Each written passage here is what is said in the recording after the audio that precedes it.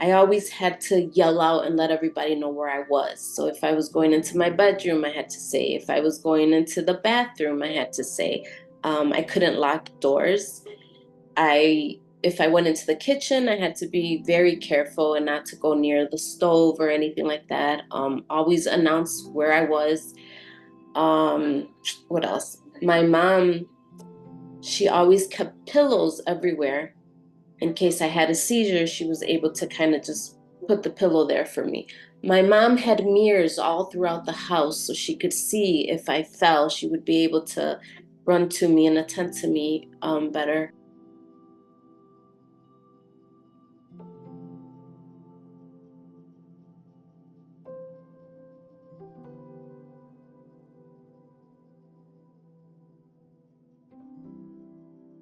Towards my preteen teen years, my mom, who has always been my instrumental figure in my life, was the one that kind of told me that I needed to pay attention to my body and just listen. There had to be some sort of sign or warning.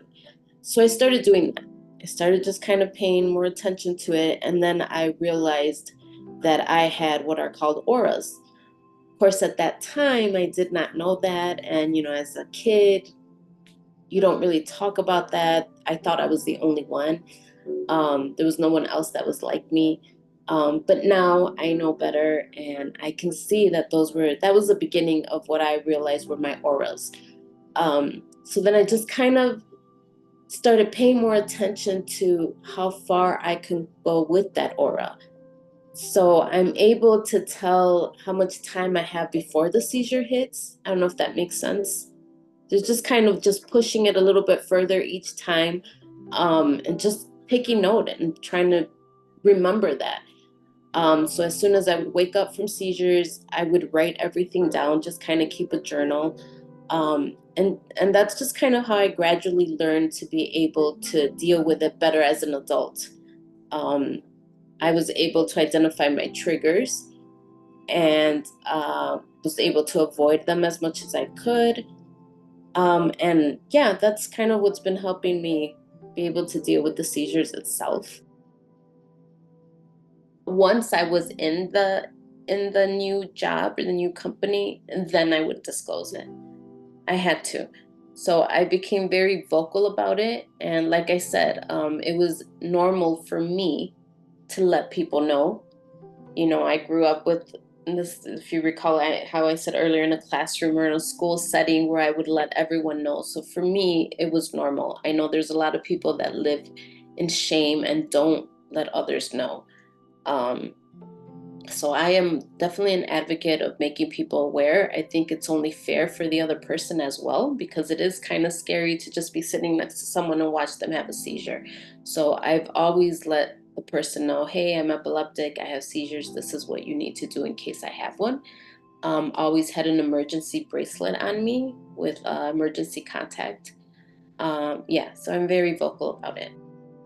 I recently just got myself a puppy, because I started going into this empty nesters, and turns out my puppy is epileptic. So yeah. So he's been having seizures, and I got him. Yeah. So I was like, oh, you were made for me. So I've been online looking on learning and educating myself about animals that have seizures. Now, you know what? That's something I didn't tell you. So my parents always had dogs. They always had a pet because the pet was able to tell them when I was going to have the seizure. So somehow the dog was always able to, let them know. I don't know who told them that, but once they knew that, since I didn't have any auras, they bought a dog, and the little dog would always like circle me before I had the seizure, and then it would just like run and start telling them. So yeah, that was one way that my parents were. I forgot about that. Were able to recognize when I would have one. What's been helpful? I'm just honestly just having my faith and knowing that, I can do it and I'm not going to let this condition stop me. I mean, it can't. If I did, I would just be sitting on a couch and wouldn't move, out of fear.